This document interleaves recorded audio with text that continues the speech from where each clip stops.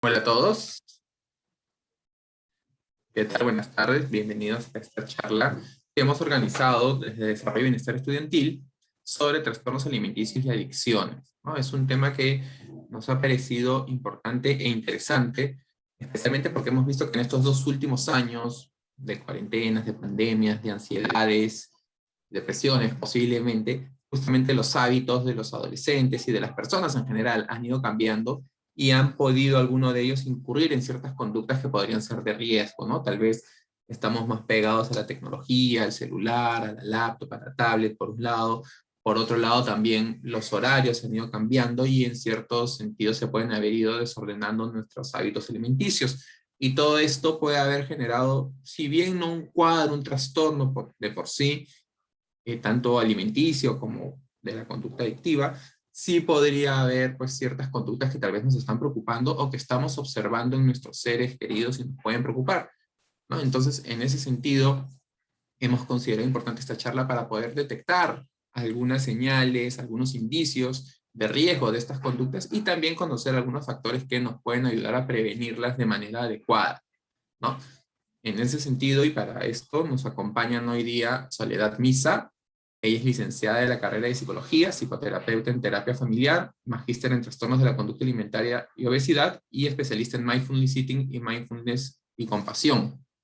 ¿Sí? Ella va a tratar la parte de trastornos alimenticios, y para abordar el tema de adicciones nos acompaña Sebastián Risco, licenciado en Psicología, con mención en Psicología Clínica de la Pontificia Universidad Católica del Perú, psicólogo en adicciones de Cedro de 2019 y actualmente ocupa el cargo de especialista en respuesta psicosocial del proyecto Alianza por la Amazonía frente al COVID-19 de Cedro y USAID.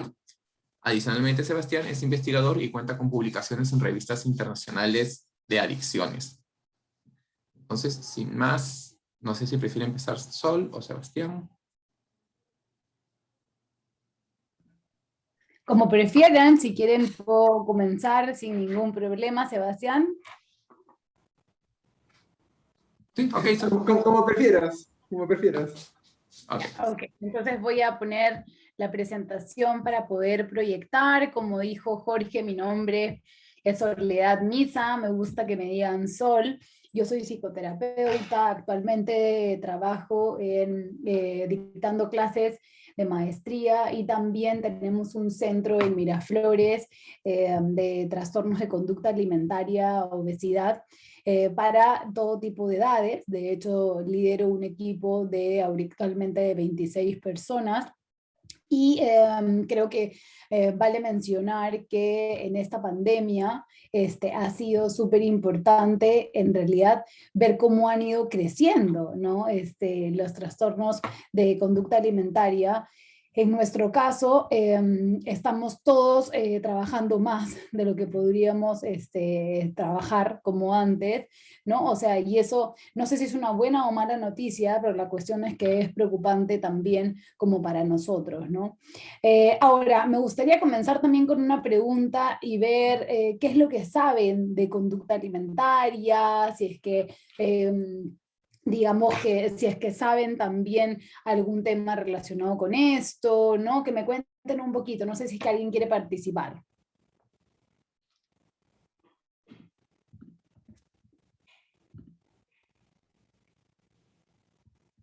No, no tenemos, bueno, ningún comentario. Bueno, entonces empezaremos yo con la presentación.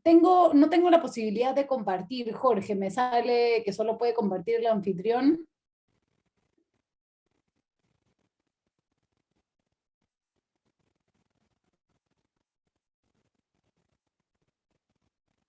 Jorge. Sol, qué raro. Buenas tardes. Estás como co-host. A ver, voy a volverte a poner como co-host de nuevo. ¿Por qué no? Sí, porque Jenny es la que maneja esto mejor que yo. Ok. Ya, ahora sí puedo. Ya, ahora sí ya pude, ahí está. Bueno, muy bien. Cuando hablamos de trastornos de conducta alimentaria, muchas veces tenemos esta idea de que el trastorno de conducta alimentaria es solo ese trastorno que hace que quiera estar flaco, ¿no? O que es simplemente la idea de un estándar de belleza, pero un trastorno de conducta alimentaria en realidad va más allá.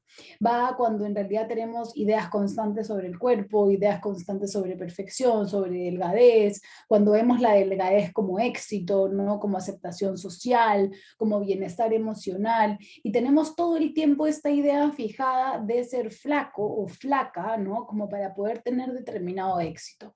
Cuando en consulta podemos conversar con las personas, nos damos cuenta de que siempre hay una relación de ganancia con la comida, ¿no? O sea, si soy flaco voy a sentirme bien, si soy flaco voy a tener pareja, si soy flaca no me van a hacer bullying, si soy flaca me van a aceptar socialmente, cuando en realidad, más que en realidad éxito, el tema de la relación con la comida viene muchas veces por una necesidad de aceptación. ¿Sí? Y cuando hablamos de una necesidad de aceptación, a veces puede ser de uno mismo, de la familia, de la pareja, ¿no? De la sociedad, de la institución educativa, ¿no? O en realidad desde lo que la sociedad puede implicar. Entonces, cuando hablamos de problemas por la comida, hablamos de una necesidad de aceptación, sí, ¿no? O sea, una necesidad de aceptarme y de validar quién soy yo y cómo me gusta ser o cómo que tiene mi cuerpo, ¿no? O qué tiene mi imagen que puede agradarle al resto. El tema es cuando consideramos que la comida empieza a ser un enemigo en nosotros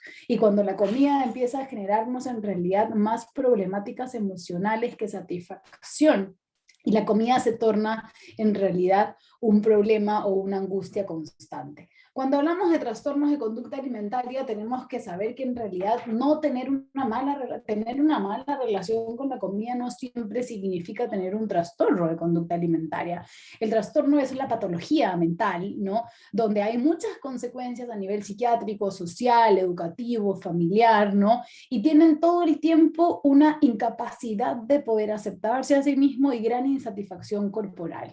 Por eso es que un trastorno de conducta alimentaria puede ser comer en demasía, ¿no? Como vamos a ver algunos, o como puede ser tener una restricción también, ¿no? O sea, no significa que una persona que tiene sobrepeso o obesidad no esté desarrollando un trastorno por atracón y se sienta bien porque come, o no puede ser que una persona que restringe se sienta bien. Al contrario, acá no se trata de cuánta cantidad coma o de qué tipo de figura o de imagen corporal tenga. Acá se trata en realidad de lo que la comida produce en mí. ¿Cuál es una de las características más frecuentes? Es que en todos los trastornos de conducta alimentaria hay un miedo a engordar. Sí, hay un miedo a crecer, hay un miedo a tener una imagen distinta, hay un miedo a hacerse responsable de lo que está pasando, hay un miedo de estar todo el tiempo en realidad juzgada. Entonces pienso que muchas veces teniendo el control sobre la comida, ¿no? O desfocando mis emociones negativas en el comer, ¿no? Esto va a desaparecer. Pero así yo como en exceso, el miedo a comer, a engordar existe. Otra de las características es que existe una insatisfacción corporal y yo le pregunto siempre a las personas donde doy charla, ¿qué tan satisfechos estamos nosotros con nuestra imagen corporal? Porque muchas veces escuchamos, ¿no? Que es, oye, qué lindo te queda eso, no, no, ay, sí, ¿te parece? No, o sea, siempre estamos como que diciendo que no a nuestra imagen corporal porque los estándares de belleza nos implican ser de una manera distinta. Entonces, otra de las características es que hay un malestar súper grande con el tema de quién soy físicamente, ¿no? O sea, cómo es mi cuerpo, de qué tamaño, cómo es mi altura, si tengo músculos, si no tengo músculos, si me gusta mi ojo, si me gusta mi cara, mi cuerpo, lo que sea, ¿no? O sea, pero empieza a generar mucha insatisfacción. Esto suele ser más en una etapa del colegio o una etapa de la universidad donde el cuerpo atraviesa por muchos más cambios, ¿no? O sea, donde las caderas en las mujeres crecen, el busto, los hombres también empiezan a ver de qué tamaño, si son tan altos o no son tan altos, si te desarrollan músculos o no, entonces empieza a generar en realidad una identidad desde el cuerpo. Otra de las características es el temor al descontrol. En realidad acá lo que se cree es que a través de la comida o del deporte el día puede ir bien o puede ir mal. Entonces tenemos todo el tiempo el miedo a que si no me cuido y si no hago deporte o si no llego a determinado peso, ¿no? Hay una rumiación constante de que el día va a ser desagradable.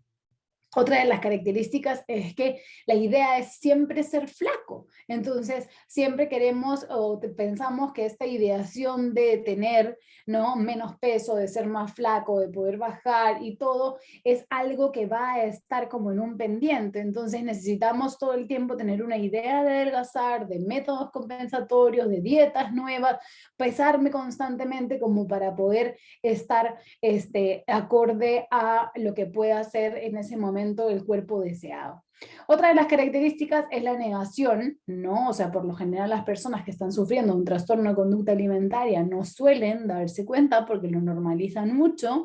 No me está pasando eso, nada que ver, eso no es a mí, no solamente estoy haciendo una dieta o solamente me estoy cuidando, no me estoy yendo al extremo, mi peso está normal, o sea, hay una negación de lo que está pasando o hay una precontemplación. Y cuando hablamos de una precontemplación es que la persona también todo el tiempo está viendo la ganancia del trastorno, ¿no? Así me siento mejor, así me quieren más, así tengo más jale, ¿no? Y empiezan a contemplar la insatisfacción que puede traer la comida. Asimismo, afecta mucho a los vínculos y al mundo, o sea, sufren mucho las parejas, sufren mucho los amigos, los familiares, los hijos, en el caso también que haya, porque definitivamente la comida empieza a ser como ese amante o como esa idea insoportable, constante todo el tiempo que tienen las personas en su mundo, y hay una tendencia también a cronificarse. El 20% más o menos de los trastornos de conducta alimentaria sufre crónicamente, ¿no?, a lo largo del tiempo. ¿Cuáles son los trastornos de conducta alimentaria más conocidos en este tiempo? La anorexia nerviosa y la bulimia son los que más conocemos, pero también existe el trastorno por atracón, la ortorexia, la vigorexia, la alcoholorexia y los trastornos no especificados. Voy a ser bastante breve con esto como para no extendernos mucho, que el tiempo es corto. Y tenemos dos tipos de anorexia, la anorexia nerviosa restrictiva y la anorexia nerviosa purgativa. La anorexia nerviosa restrictiva es aquella que dejo de comer. Por lo general, no se deja de comer en la totalidad. O sea, no hay personas que digan, o sea, voy a dejar de comer al 100%. Por lo general se empieza con la restricción. Dejo la comida chatarra, dejo los dulces, ¿no? Dejo los fritos, dejo los carbohidratos y voy reduciendo poco a poco hasta que me quedo con muy poquitas opciones, o a veces ya sí las opciones se reducen a cero, o a un pedazo de manzana, o a un caramelo durante el día, ¿no? Y que empieza a restringirse cada vez más. La anorexia nerviosa purgativa es ese tipo de anorexia que se come poco, ¿no? Se restringen ciertas cosas, pero también se usa un método compensatorio como para poder actuar. O sea, y en este caso podría ser un método de purga, como pueden ser los vómitos, o como puede ser un laxante, o como puede ser un diurético, ¿no? Entonces necesito botar. En el caso de la bulimia también existen dos casos, que son la bulimia nerviosa purgativa y la no purgativa, y es conocida por estas personas que suelen comer un montón en poco tiempo, ¿no? Y que después necesitan ir a vomitar, ¿no? O sea, puede ser el vómito provocado o puede ser el vómito en realidad que sale ya automático porque el esófago y el diafragma ya tienen algún tipo de consecuencia. Y la bulimia no purgativa, igual hay un consumo de grandes cantidades de comidas, por lo general comidas calóricas, ¿no? Pero sí se necesita purgar, y no a través de los vómitos, sino a través de los laxantes, de los diuréticos, del ejercicio o de los cortes corporales también, como sensación de liberación, ¿sí? A diferencia de la bulimia, el trastorno por atracón simplemente son muchas cantidades de comida en poco tiempo, pero no tiene purga, ¿sí? Entonces puede ser que siempre esté con la guata llena y siempre pueda ser que tenga la guata que me duele un montón, pero no use ningún método como para poder liberarme, ¿sí? La ortorexia es la obsesión y consumo de comida saludable constante, ¿no? O sea, que no tenga colorantes, que no tenga preservantes, que no tenga ningún tipo de químico, y que siempre tiene que ser comida orgánica, tiene que ser comida sana, tiene que ser comida que siempre me ayude. La vigorexia, ¿no?, es la obsesión extrema por que el cuerpo crezca. Entonces necesitamos tener más músculos, mirarme al espejo, tener más bíceps, anabólicos, esteroides, consumos de proteínas, claras de huevo, ¿no? Y solamente puedo guiarme ahí, donde voy a trabajar para que el cuerpo sea cada vez más grande. La alcoholorexia es la restricción ¿no? De consumo calórico y reemplazado por el alcohol, ¿no? Este tipo de personas que muchas veces te dicen, no voy a comer nada, yo solamente voy a tomar, ¿no? Y obviamente no es que si un día hago eso voy a caer en ese trastorno, es cuando es recurrente, ¿no? Las conductas, al igual que la vigorexia o la ortorexia, o sea, no es que un día que voy al gimnasio 3 horas y ahora soy vigoréxico, o un día que como solo orgánico soy ortoréxico, no, o sea, en realidad es después de más o menos entre 3 semanas y 3 meses que tengo esto y este tipo de características, y que cuando no hago algo diferente o cuando voy a un restaurante, por ejemplo, y no tengo comida orgánica, ya me empieza a generar malestar o angustia, ¿no? Y los trastornos de conducta alimentaria no especificados son esos trastornos de conducta alimentaria que en realidad tienen muchas características, pero que no caen en ninguno de estos diagnósticos como tal, ¿no? Entonces se llaman no especificados porque es un trastorno de conducta alimentaria, o sea, tiene una ideación anoréxica, tiene una insatisfacción corporal, tiene una afectación vincular, tiene todas las características que hablamos, pero no cae en uno de estos diagnósticos como tal. Ahora, ¿cómo me doy cuenta que está pasando? Tenemos que empezar a darnos cuenta de los signos de alerta, cuando no quiero comer, cuando acumulo la comida, cuando evito tragar, cuando me voy a saltar comidas, no, mejor no almuerzo, ya mejor con esto voy a adelgazar un poquito, solo como en la noche, o no como en la noche para solamente comer el desayuno, ¿no? O sea, empezar a tener picoteos o atracones, o botar la comida, ¿no? Para no engordar, empezar a mover la comida en la boca, así como lo que hace la vaca, que es la rumiación y la regurgitación, para poder empezar a tener mayor salivación y no tener que llenarme, vómitos constantes, por ejemplo, intencionados o no intencionados, cuando hay muchas quejas de dolor de guata, cuando no puedo tragar, toda la comida me da náuseas, siempre estoy lleno, ¿no? No tengo ganas de comer, me duele mucho el intestino, no puedo ir al baño, voy al baño constantemente, o sea, hay muchas quejas acerca del sistema digestivo. Cuando hay muchos cambios físicos también podemos ver personas que aumentan de peso un montón o que disminuyen también, que están muy cansadas constantemente, o que personas que están súper activadas de un momento a otro, ¿no? Cuando hay movimientos del cuerpo todo el tiempo como involuntarios, muchas veces o a veces provocados, ¿no? O sea, como síntomas ansiosos dentro del cuerpo también, que nos estamos así moviendo, preocupación todo el tiempo por la figura, me miro en el espejo, me miro en la ventana que está ahí, me pongo la cámara, no pongo la cámara muchas veces también, ¿no? Entonces empiezan a haber también muchos cambios físicos. Puede haber un aumento de la actividad física también después de comer, o por lo general en las noches, a la hora que todo el mundo duerme. Y lo más notorio es que existe mucha tristeza, mucha irritabilidad, mucha ansiedad, desconexión familiar, aislamiento, ¿no? O sea, muchos miedos y fobias, obsesiones con la comida, rituales con la comida, muchas ganas de morir muchas veces, o pensamientos de muerte, ¿no? Y una negación bastante importante. ¿Qué es lo que pasa a nivel académico? Que eso también lo pueden ver ustedes en la universidad. Hay personas que empiezan a aumentar mucho las horas de estudio para evitar comer con esto, pero que a la vez tienen mucha dificultad para atender, para tener concentración adecuada, no tienen ganas de ir al centro de estudios, ¿no? Intentan ser perfeccionistas en todos los trabajos, intentan hacer los trabajos solas, hay cambios en las notas, ¿no? Muchas veces elevan mucho las notas o a veces las pierden también, hay una pérdida de memoria, pues nos podemos dar cuenta que algo le puede estar pasando. Y en el ámbito familiar hay un aislamiento del ámbito familiar, no quiere participar de las comidas por lo general esta persona, no quiere ir a los ambientes familiares, no quiere ir a visitar restaurantes, quiere cocinarle a toda la familia, quiere que toda la familia coma lo que él o ella no pueden comer, ¿no? O sea, lo que se prohíbe, o empieza a haber un excesivo consumo de ciertos alimentos y quiere que todo el mundo sea parte de esto, ¿no? Entonces empezamos a darnos cuenta que la comida empieza a afectar también a la familia. Hay factores de riesgo que pueden ser genéticos, que dentro de eso no vamos a poder hacer nada, o sea que nos tenemos que llenar de paciencia y de trabajo. Pueden haber factores del neurodesarrollo, que son los factores perinatales, o alguna enfermedad orgánica que pueda existir, de que haya algún problema durante el embarazo, pero más que nada nosotros tenemos que ver que los valores que pueden haber dentro de la familia y dentro de la sociedad, como las conductas más importantes, son las que nosotros podemos cambiar. ¿Cuáles son los factores de riesgo más latentes? La imagen corporal, el perseguir este estándar de belleza a veces que es inalcanzable o es inventado, porque hoy con el Photoshop y la cantidad de filtros que hay en Instagram, en Snapchat, en Facebook y en todo, a veces somos irreales, ¿no? O sea, no tenemos una sola arruga, un solo pelo, una sola marca, y qué maravilloso me veo ahí. Claro, cuando me voy a ver en el espejo en la vida real, esto no es Instagram, ¿no? Entonces me genera mayor desconcierto. Entonces el perseguir una imagen que no existe, el poder tener conductas, ¿no? O rituales con la alimentación muy severos, así como un estilo de vida muy perfeccionista, ¿no? O haya una desprotección desde chico con la comida, que no haya un orden. Y lo más que nada es cuando en las casas existe la cultura de dieta, que es una insatisfacción corporal constante que se transmite, ¿no? En las mesas y que suele tener una emoción negativa. Pucha, ¿cómo comes? ¡Ah, qué tal cerdo!, ¿no?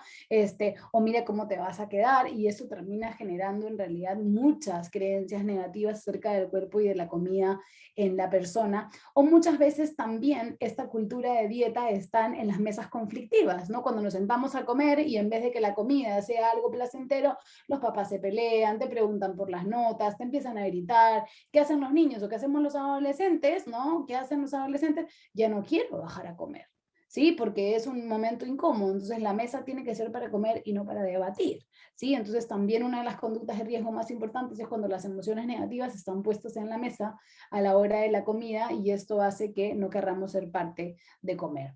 ¿Qué cosa nos va a cuidar?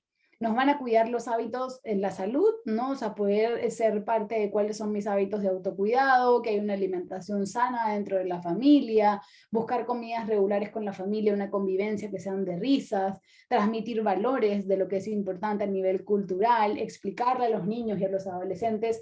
Los medios de comunicación nos mienten, ¿no? O sea, nadie porque se tome una cerveza o nadie porque se coma un chocolate va a ser más feliz por siempre, ¿no? O tampoco va a tener el cuerpo maravilloso porque coma avena sin gluten, o sea, o lo que sea. Entonces esto no va a pasar.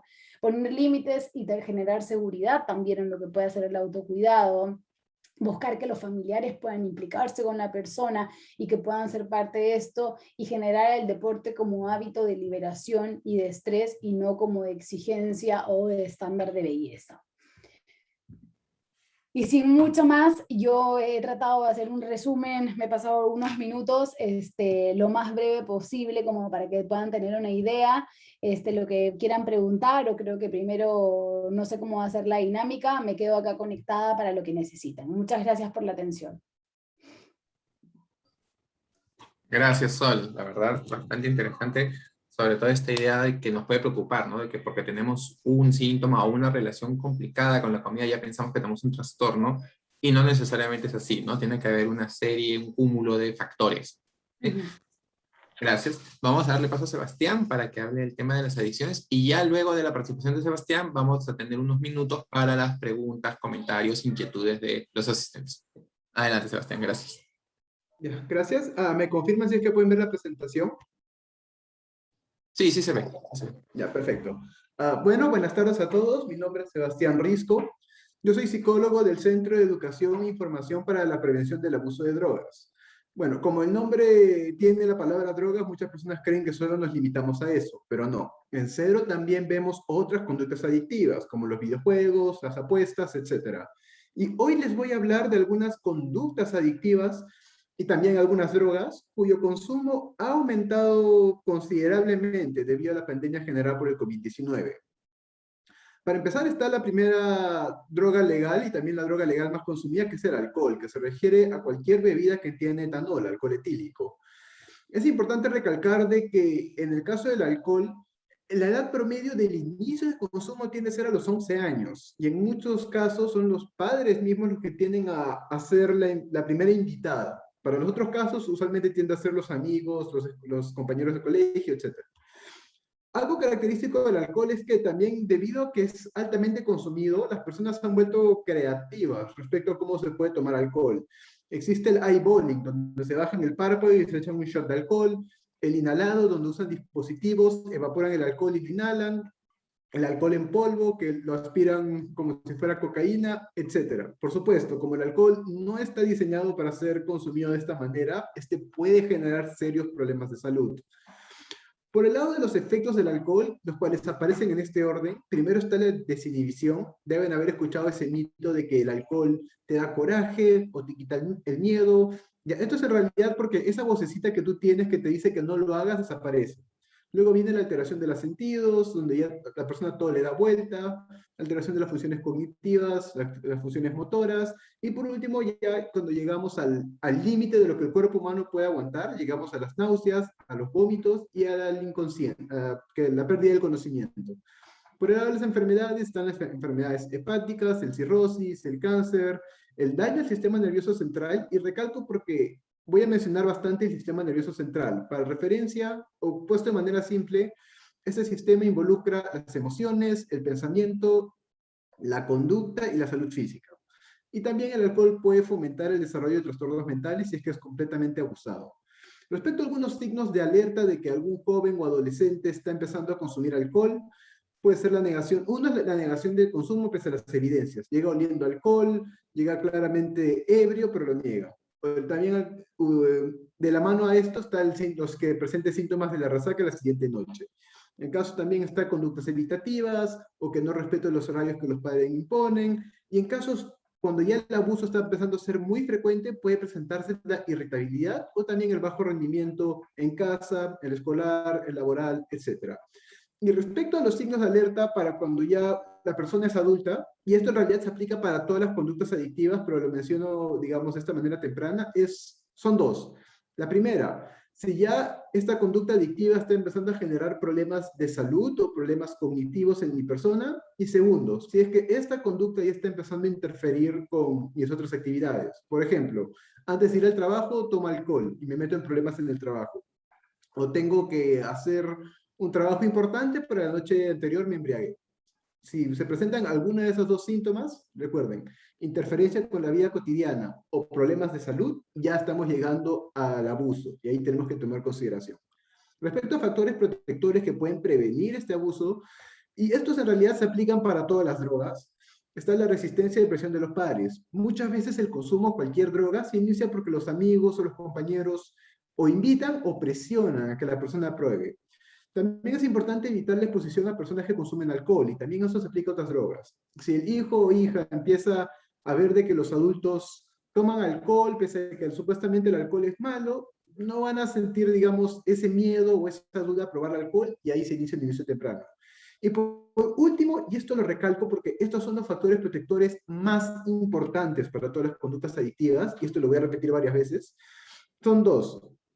Primero, el monitoreo de los padres. Los padres, por un lado, tienen que primero establecer límites, establecer qué se puede hacer en casa y qué no se puede hacer en casa. Segundo, el monitoreo también ayuda a que los padres puedan detectar tempranamente si es que el hijo o hija ya está presentando algún signo de alerta y poder hacer una intervención temprana. Segundo, la comunicación con la familia.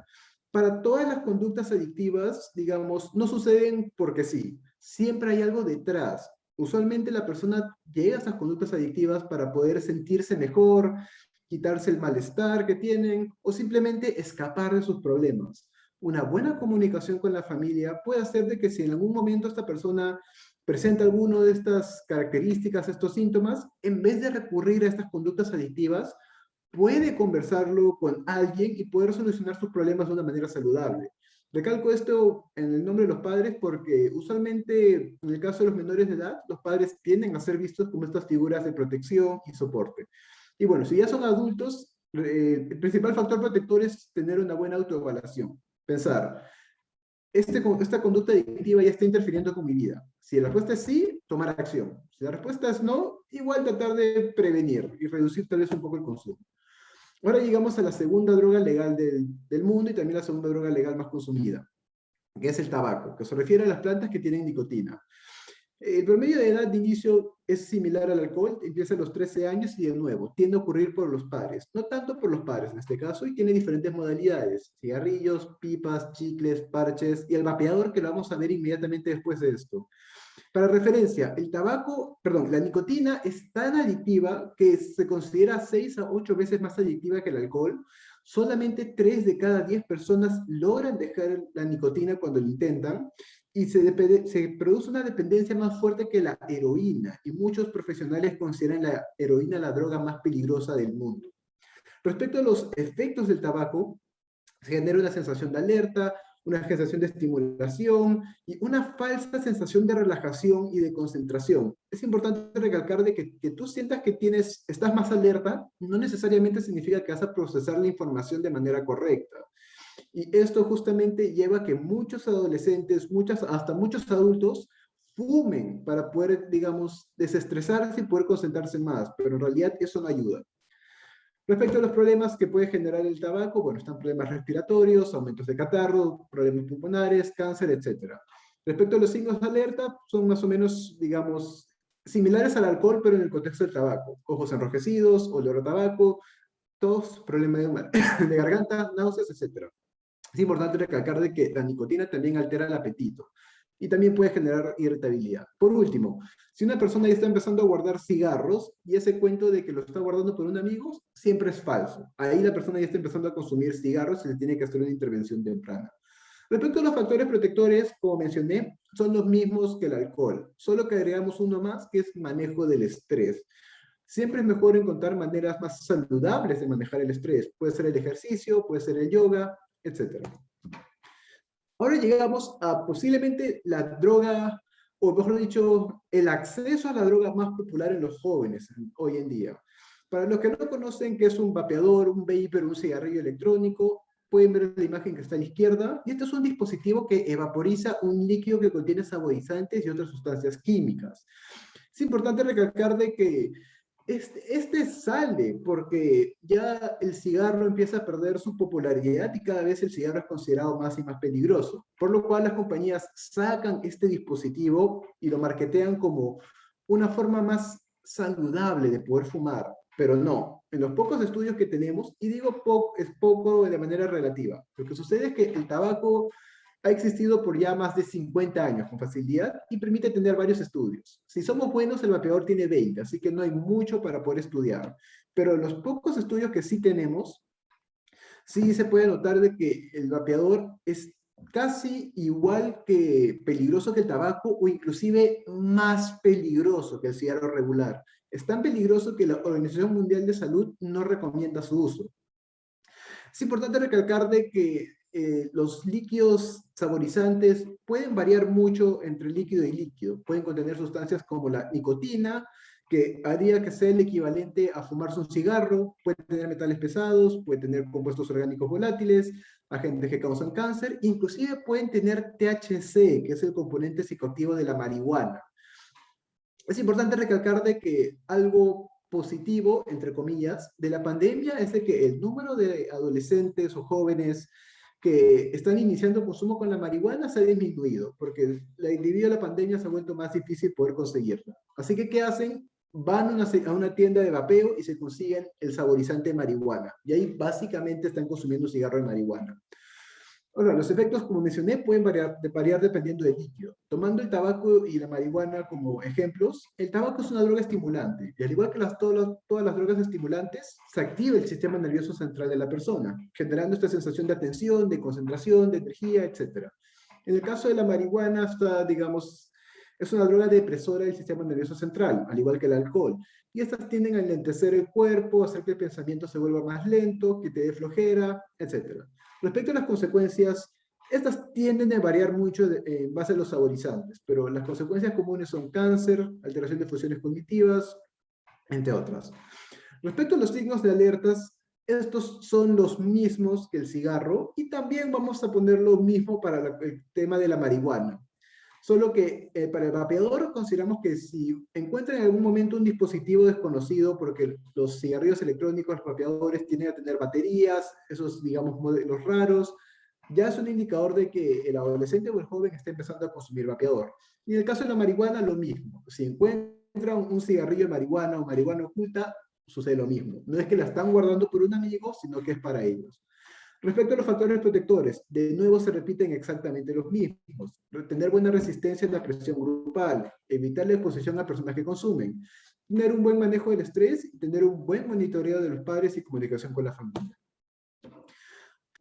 Otra que no es droga, pero sí contiene sustancias adictivas, que son el azúcar y la cafeína, son las bebidas energizantes, también conocidas como bebidas estimulantes. Estas han vuelto muy popular por los adolescentes para tener ese shot de energía para poder estudiar o trabajar. Y bueno, son legales, aunque los estudios recomiendan que hay ciertas personas que no deberían consumirlos, particularmente menores de edad, y eso es importante porque los menores de edad son los que tienden a consumir más estas bebidas hoy en día, las mujeres embarazadas y personas con problemas cardíacos. Uno de los principales problemas o el principal problema que genera la bebida energizante es de que muchos la tienden a mezclar con alcohol. De seguro han escuchado en algún momento el legendario Red Bull con vodka. ¿Pero qué ocurre? La bebida energizante es es una sustancia estimulante, mientras que el alcohol es una droga depresora. Si tú mezclas un estimulante con un depresor, no es que se balancean y tienes algo normal. No, lo que ocurre es de que parte de tu cuerpo va a funcionar de manera más rápida y parte de tu cuerpo va a funcionar de manera más lenta. Y este desbalance puede generar problemas de salud. Segundo y más importante, las sustancias estimulantes como la cafeína, particularmente la cafeína, tienden a quitar la sensación de borrachera. Esto no significa que la cantidad de alcohol del cuerpo disminuya. Por ejemplo, una persona toma 5 vasos de cerveza y ya todo le da vueltas y dice, ya, este es mi límite. Pero si un día decide mezclarlo con Red Bull, esa cerveza, y se toma sus 5 vasos, no va a sentir borrachera, así que va a seguir tomando. Pero no, el contenido de alcohol sigue siendo el mismo, así que es muy común de que personas que consuman alcohol con bebidas estimulantes terminen en el hospital porque llegaron a una intoxicación. No pudieron medir su consumo de alcohol y se sobrepasaron. Bueno, respecto a los efectos, está el aumento de sensación de energía y capacidad de concentración y puede generar problemas cardiovasculares por el tema de la cafeína o problemas relacionados al azúcar, como el diabetes. Respecto a signos de alerta de que alguien, un adulto, un joven, está empezando a abusar de las bebidas energizantes, es si claramente está mostrando un cansancio, poca energía y mucho sueño, digamos, en su rutina diaria. Porque una vez que se te pasa el efecto de la bebida energizante, tu sistema se estabiliza y por eso sientes ese bajetón de energía. También es importante recalcar de que es bien raro de que una persona empiece con las bebidas energizantes. Usualmente son las personas que toman altas cantidades de café o alta cantidad de gaseosa las que terminan pasando algo un poco más fuerte. Y por último están las personas que constantemente buscan esa sensación de estar estimulado. Por los factores protectores, bueno, es bueno tener una buena rutina de sueño, tratar de dormir las 8 horas recomendadas por los profesionales, tener un buen manejo del tiempo, donde tú estableces, voy a estudiar a esta hora, voy a descansar a esta hora, tal vez trabajo mejor en las mañanas, o mejor en las tardes, fines de semana, etc. Porque, repito, muchos consumos de drogas te dan para darse la energía, pero esto se puede lograr teniendo una rutina saludable.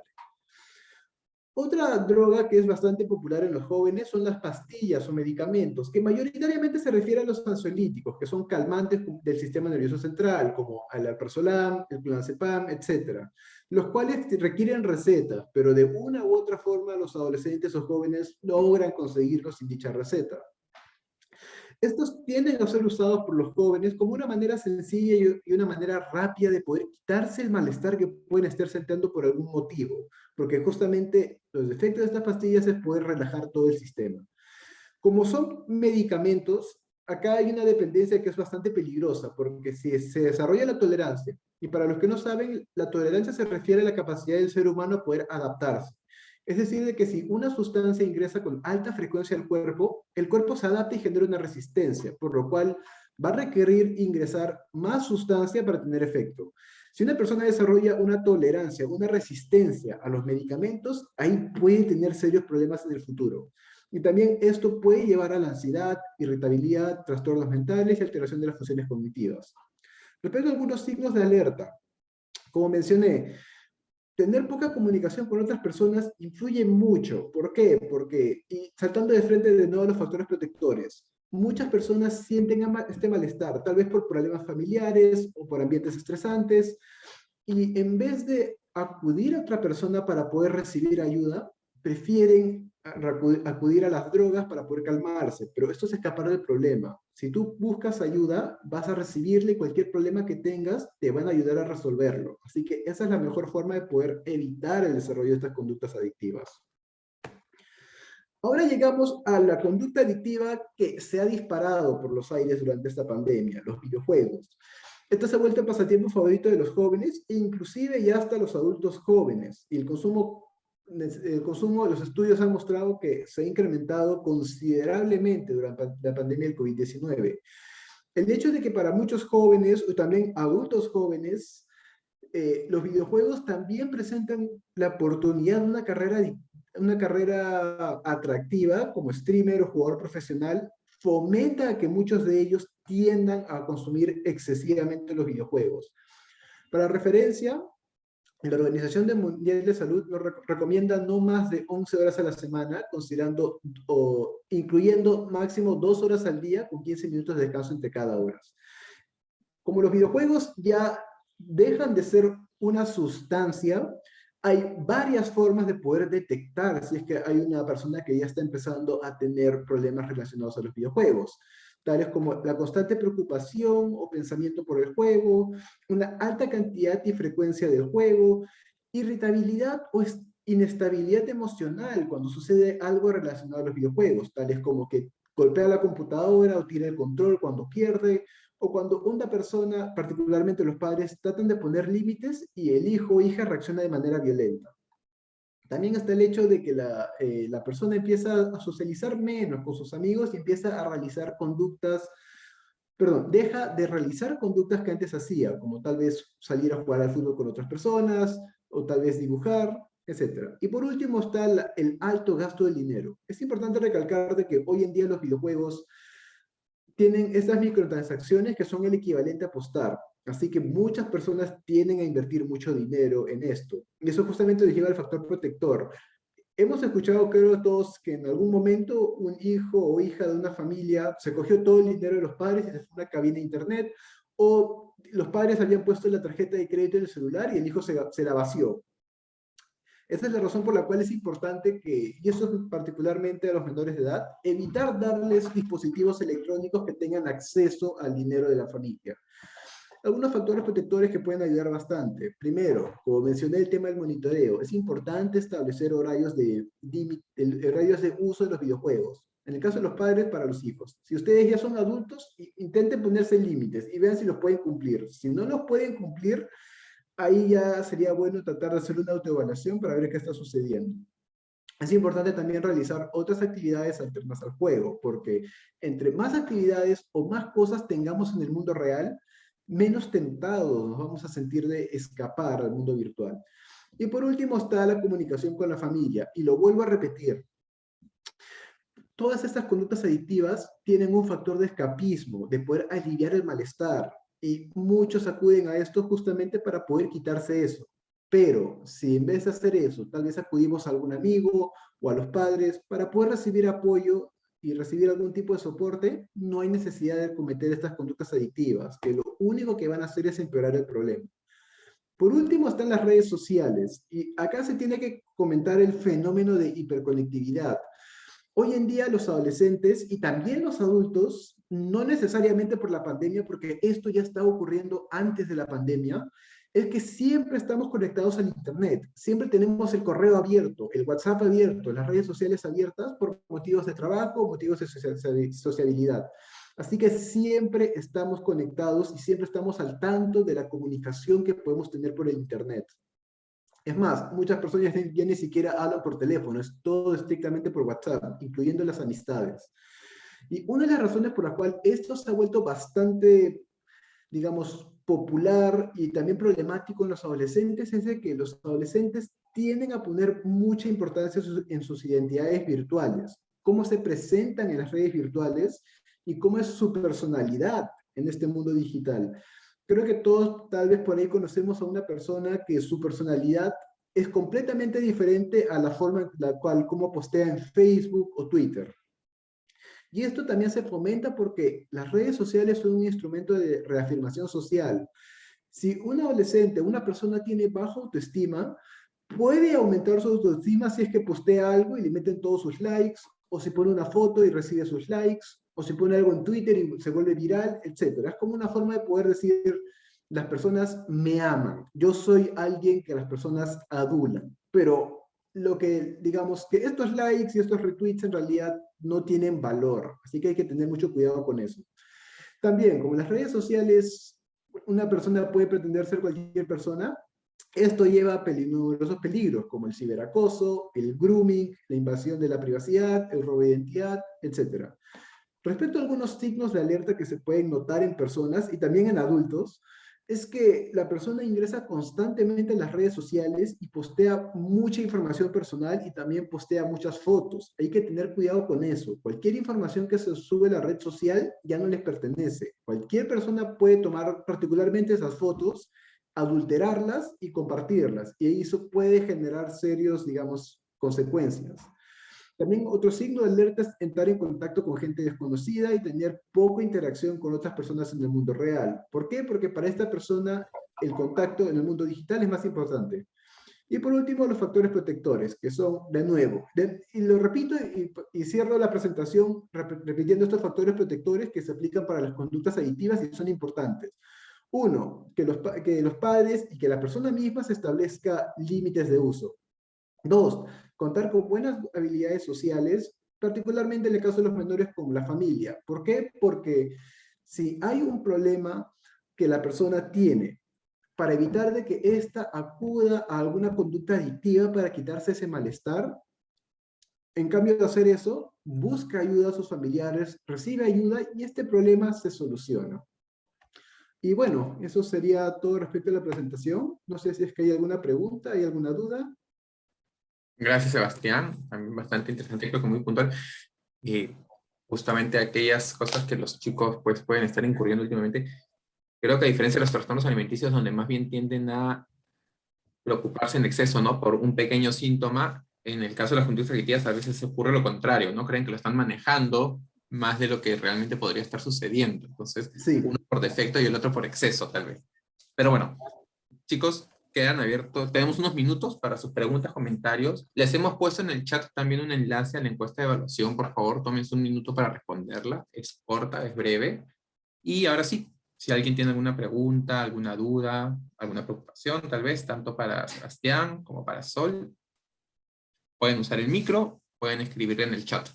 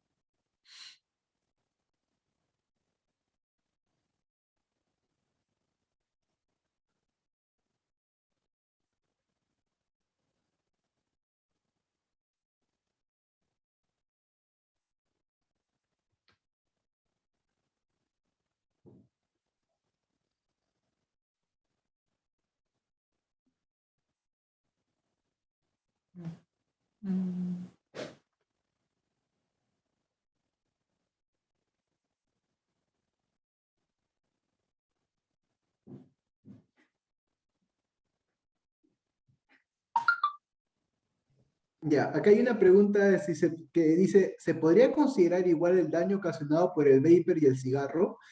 Ah, respecto a gravedad, sí.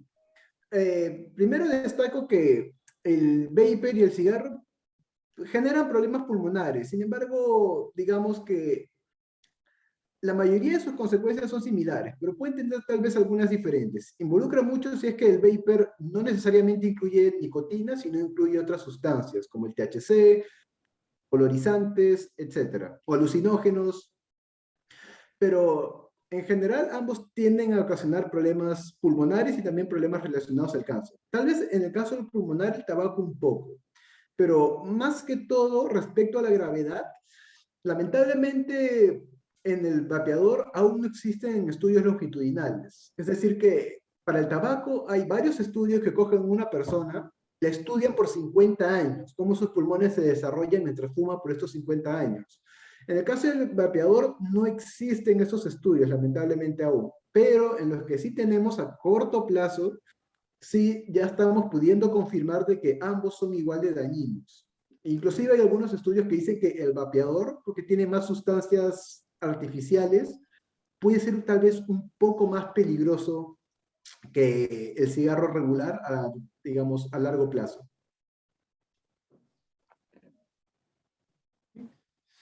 Gracias.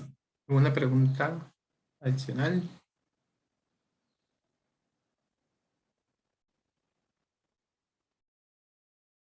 Mientras se animan, si es que se animan, tal vez yo tengo una pregunta para ambos, porque muchas veces llegan al servicio estudiantes preocupados no tanto por ellos, sino por familiares, ¿no? Y nos preguntan cómo los puedo ayudar, familiares, amigos, pareja, ¿no? Siendo ellos jóvenes, universitarios, nos preguntan cómo los podemos ayudar, cómo los pueden ellos ayudar, ¿no? Obviamente ellos no les van a pagar un tratamiento y es difícil a veces convencer a la persona que tiene tanto un trastorno de la conducta alimentaria como está en una adicción, convencerlo, ¿no? Entonces, ¿qué podría hacer un joven tal vez cuando ve que su pareja, su amigo, su hermano podría estar en uno de estos cuadros, ¿no?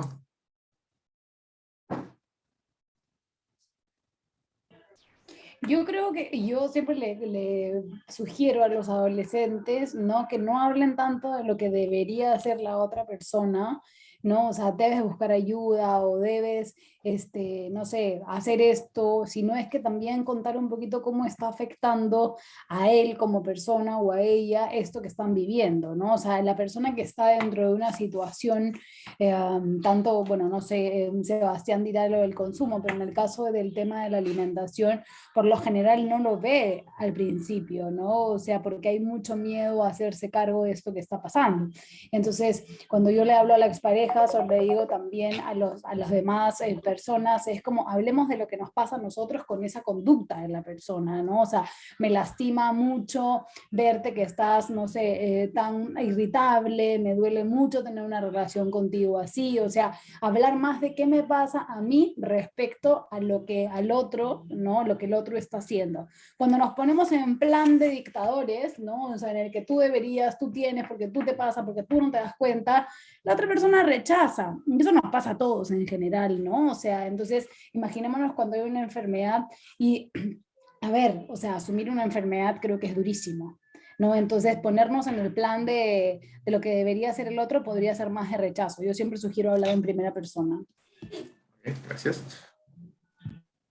Ya, respecto al tema de las adicciones, eso es bien complicado, porque muchas personas, justamente como lo mencionaste, sienten que lo pueden controlar, y si alguien trata de decirles, mira, creo que tal vez te estás excediendo un poco, se lo pueden tomar como un insulto. En esos casos, digamos, lo recomendable sería, si en algún momento vemos que la persona tal vez está teniendo consecuencias por este consumo, ahí tal vez señalarlas de que, mira, creo que tu consumo, esto ha generado porque tu conducta adictiva, claro, no en esos términos, pero eso ha generado porque has hecho X. Tal vez consideres hablar con alguien respecto a esto. Y otra cosa que ayuda es no tanto enfrentar la conducta adictiva, sino el origen. Por ejemplo, si hay un adolescente que está consumiendo marihuana porque en el colegio le está yendo muy mal, digamos, respecto a sus notas, en vez de afrontar el tema de la marihuana, lo que se puede hacer es ayudar a este chico respecto a tal vez ayudarlo a estudiar o conseguir un profesor particular. Y como sus notas van a subir, ya la necesidad de consumir marihuana se va a desaparecer por su cuenta. Así que, digamos, esa es otra forma de poder ayudar a una persona indirectamente, porque, y recalco eso, que la regla dorada en las adicciones es que la persona tiene que estar dispuesta a cambiar para cambiar. Si no tiene la voluntad, es bien difícil poder convencerla de cualquier modo. A ver, hay un par de preguntas. Sí. Primero, respecto a qué tan dañino puede ser mezclar el clonazepam con el alcohol. Ya, la respuesta simple es muy dañino. Lo que ocurre es que el clonazepam es un medicamento que requiere receta y es un medicamento que usualmente se da efectivamente cuando un psiquiatra o un doctor ya lo considera necesario. Y esto es un calmante potente del sistema nervioso central. Si mezclas, si mezclas un calmante de este nivel con otra droga depresora, tu sistema nervioso se va a enlentecer demasiado. Ahí sí puede empezarse a desarrollar una dependencia muy temprana, o también ya puede generar, digamos, alteraciones o consecuencias cognitivas o en otras partes de tu cuerpo a manera muy rápida. O sea, imagínate que simplemente tu cerebro se enlentece tanto que puede que en algún momento decide apagarse, o simplemente la persona se... Y esto justamente ha ocurrido, lo hemos visto en varios pacientes que nos comentan, que justamente consumen clonazepam, alprazolam con alcohol y simplemente se desmayan. ¿Por qué? Porque el sistema nervioso se enlentece tanto que se apaga, simplemente el cuerpo se apaga. Así que hay que tener mucho cuidado con eso. Un adolescente que está haciendo eso tiene muchísimo riesgo de que en algún momento llegue a una sobredosis y se pueda desarrollar algún tipo de daño permanente. Acá hay otra pregunta. Si una persona frecuentemente tiende a buscar películas o series y verlas, ¿es adicto a ello? ¿Cuándo diferencio? Ya, esa es una muy buena pregunta, porque hay un fuerte debate en si es que podemos considerar toda una adicción. ¿En qué sentido? Digamos, en el caso de tu pregunta o películas o series, las principales dos formas para ver si una conducta ya está llegando a ser adictiva es primero, la persona simplemente no puede parar. Ahí simplemente hay un lindo ejercicio que es que, digamos, usando este ejemplo, que la persona simplemente no vea series por un par de días. Se puede llegar a la semana mejor y ver qué sucede. Si no puede, digamos, mantenerse ese límite, es posiblemente que ya está ocurriendo algo. Segundo es cuando ya empieza a ver tantas series, es decir, de que en vez de ver 2 horas al día, ve 8, 10 horas hasta el punto donde ya sus ojos le duelen, o se acuesta tarde y se levanta temprano, ya es otro indicador. Y uno tercero es de que ya empieza a, digamos, que este consumo excesivo de series ya empieza a tener algunas consecuencias. Por ejemplo, maratoneé algo en Netflix por 12 horas y el siguiente día no me pude concentrar en mis clases, o en vez de, digamos, o empiezo a hacer la tarea o mis trabajos de la universidad mientras veo series. Esas son cosas que ya indican de que ya estas series o este patrón de consumo de series ya está interfiriendo con la vida. Y ahí ya se puede empezar a considerar de que está habiendo un consumo problemático. Pero para que llegue a la adicción, ya si, digamos usando los términos y conceptos correctos, si la persona no puede dejar de ver series por, digamos, 3, 4 días, y si es que lo hace, empieza a presentar síntomas como irritabilidad, problemas para dormir, mucho apetito o nada de apetito, ansiedad, preocupación, etcétera, ahí ya estamos llegando ya a la depresión en sí. Perdón, a la adicción en sí.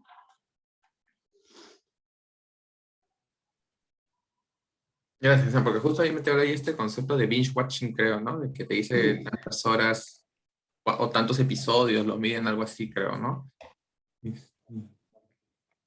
Dice también, en el caso que tienda a mezclar estas pastillas con energizantes.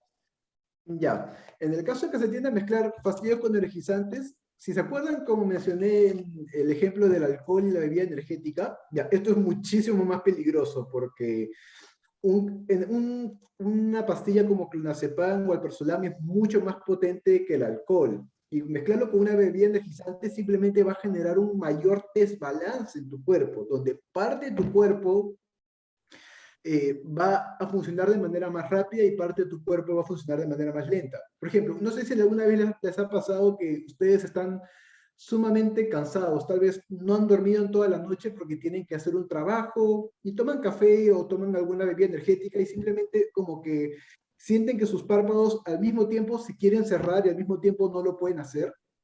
Eso es un indicador de que justamente tu cuerpo está peleando con dos ritmos y eso, digamos, al ser abusado puede llevar a consecuencias a largo plazo. Como son, digamos, pastillas que requieren recetas y mezclarlas con energizantes, en realidad, desde un punto de vista lógico, no entiendo por qué alguien haría eso, porque el punto de la pastilla es poder calmarte y mezclarlo con un estimulante le quita el efecto hasta un cierto punto. Eso no significa que, o sea, es decir que mezclar una pastilla con una bebida energizante, le estás quitando el efecto a la pastilla, pero al mismo tiempo estás duplicando las consecuencias. Es decir, que tomas todo lo malo y dejas de lado todo lo bueno. Y repito, esto puede generar que se puedan desarrollar consecuencias tempranas, particularmente si hablamos de menores de edad.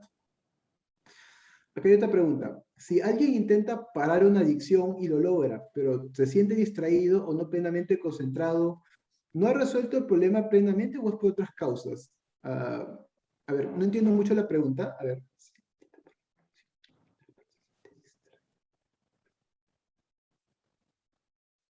como que me parece que es como que si hubiese una falsa sensación de haberlo superado, ¿no? Porque al parecer ha parado la conducta, pero mantiene las dificultades de concentración, como efectos, la secuela, digamos. Creo que es algo así. Creo que sí, ya. Ah, primero, para destacar, la adicción es... parar una adicción no es sencillo. Tienden a presentarse bastantes síntomas de abstinencia, digamos, irritabilidad, alteración del hambre, alteración del sueño, náuseas, taquicardia, etc. Y en muchos casos, también, si es que la adicción ha tenido años, esta puede generar, digamos, algunos problemas cognitivos, es decir, que la persona simplemente está desconectada. Y eso se relaciona mucho con que cuando ya llegamos a la adicción, ya se tiende a haber ocurrido ciertos daños en el cerebro. Y la persona puede tener dificultad para concentrarse. Eso es muy importante en la marihuana. Casos de personas que consumen marihuana por años y la dejan, no salen ilesos. Justamente hay muchos casos de personas que terminan con la incapacidad de poder establecer una conversación, porque el cerebro se ha dañado demasiado. Y hay muchas personas que simplemente ya dejan las adicciones, pero aún así, como el daño cognitivo ha sucedido, tienen muchas dificultades para generar sus actividades diarias. Respecto a si se ha resuelto el problema, pues de alguna manera el hecho de que la adicción a paró resuelve el problema principal, pero aún digamos que quitarte la adicción o superar la adicción no significa que que las consecuencias que la adicción generó desaparezcan. Eso requiere tal vez algún otro proceso o algún tipo de, digamos, adaptabilidad por parte de la persona. Hay una pregunta que dice, ¿cuál es la relación entre un trastorno de conducta alimentaria y los estereotipos mostrados en redes sociales? Ok, lo que pasa es que acá decidí, o sea, lo que tú pones es que, a ver, ¿cuál es la relación? No es que tendría que existir una relación directa, lo que pasa es que las redes sociales lo que generan es una imagen o es un estándar de imagen corporal inalcanzable, entonces, o sea, muchas veces los filtros o muchas veces la foto que sale perfecta o el ángulo perfecto hace que nosotros percibamos una imagen que no existe, ¿no? Y que querramos mantenerlo, mantener esa imagen en todo momento de la vida, cuando eso no es posible, ¿no? Entonces, cuanto más perfecta sea la imagen, digámoslo así, más conflicto con la conducta también alimentaria y más también necesidad de adelgazar o de ir al gimnasio o de tener estas conductas o rituales respecto a la imagen para poder alcanzar cosas que no existen, ¿no? Entonces, la idea es que, y cuando hay internamientos, en realidad, o cuando hay complejidades o casos muy severos, no hay contacto con el mundo externo, es igual que en las adicciones, ¿no? O sea, la persona tiene que entrar a como que reconstruir un nuevo mundo y no hay contacto con las redes sociales ni con nada para que no se generen este tipo de estímulos que pueden llevar de nuevo a la conducta. Entonces, sí hay mayor relación ahora e incidencia por buscar esta perfección en redes sociales que son irreales. No sé si es que alguien ha visto el documental de Netflix sobre las redes sociales. Hay una parte específica donde la niña empieza a ver las orejas, ¿no? Y después cómo no quiere salir en fotos y cómo quiere apagar la cámara a raíz de no cumplir con esos estándares, ¿no? Entonces, definitivamente sí, hoy los adolescentes, como decía también Sebastián, generan una identidad mucho en el mundo cibernético. Entonces, si esa identidad no es perfecta, definitivamente puede haber consecuencias en el comer, porque hoy el estar delgado tiene una importancia súper grande. Yo también tengo una pregunta, tal vez de Sol, justamente ahora que toca esto. Algunos adolescentes, mujeres sobre todo, pero también algún que otro chico, nos ha comentado que, por ejemplo, a los 14, 15 años tuvo un episodio, ¿no? Un episodio anoréxico, un episodio bulímico sobre todo, y como que ahora tienen cierto temor. Entonces, no sé, presumo que el riesgo sí es mayor o no necesariamente alguien que tenga un episodio tiene mayor riesgo. No necesariamente, o sea, esto es, o sea, como yo siempre lo planteo como desde una enfermedad física, ¿no? O sea, no todas las personas que tuvieron episodio de cáncer en la adolescencia o en la adultez temprana van a tener cáncer más adelante, o sea, sí existe un riesgo y hay que tener determinados cuidados y determinadas supervisiones, pero no es que esto es directamente. Cuando las personas tienen un episodio en su vida, les llamamos casos parciales, ¿no? Que son, o sea, se generó un momento, o sea, hubo una pausa, digámoslo así, y eso fue un caso parcial. Ahora, si la persona convive con una consecuencia constante de ese caso, ya es un caso residual. Y cuando la persona no se cura, es un caso crónico, ¿no? Entonces, no necesariamente toda persona que haya pasado por un episodio va a terminar en otro momento de su vida, pero sí hay que estar siempre atentos, y más aún en las mujeres, que el cuerpo cambia más todavía, el embarazo, la menopausia, ¿no? Pueden ser puntos gatillantes para volver a la conducta alimentaria. Ujú. Ok, gracias. Lo pregunto porque siempre me dicen, yo tuve y ahora me da cierto temor, ¿no? Y claro, hay que tener precaución. O sea, el miedo es un regulador, ¿no? O sea, eso también le digo a las personas, o sea, cuando perdemos el miedo, y yo creo que en adicciones pasa lo mismo, la persona puede recaer, ¿no? O sea, el miedo es un buen regulador para saber qué es lo que me hace mal, ¿no? Y no volver a eso. Ahora, eso no significa que voy a tener que volver sí o sí, pero siempre va a haber una alerta donde la conducta alimentaria se trata, ¿no? Y se trabaja un montón y puede tener cierta cura, pero hay que estar atento, ¿no? Ok, gracias. No sé, chicos, ¿hay alguna pregunta más? Estamos ya un poco sobre la hora.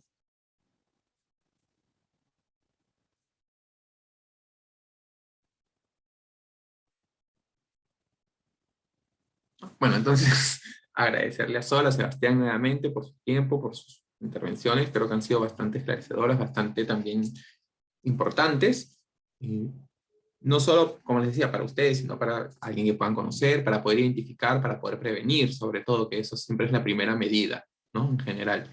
Y bueno, si tuviesen alguna otra pregunta, nos las pueden hacer llegar a la de Desarrollo y Bienestar Estudiantil, y nosotros podemos comunicarse con Sebastián, con Sol, y tal vez a través de ellos ofrecerles una respuesta. ¿Sí? Entonces, gracias nuevamente, gracias por su tiempo. Gracias a todos por su tiempo. Gracias Y a buenas todos. tardes. Gracias. Chao, chao. Hasta luego.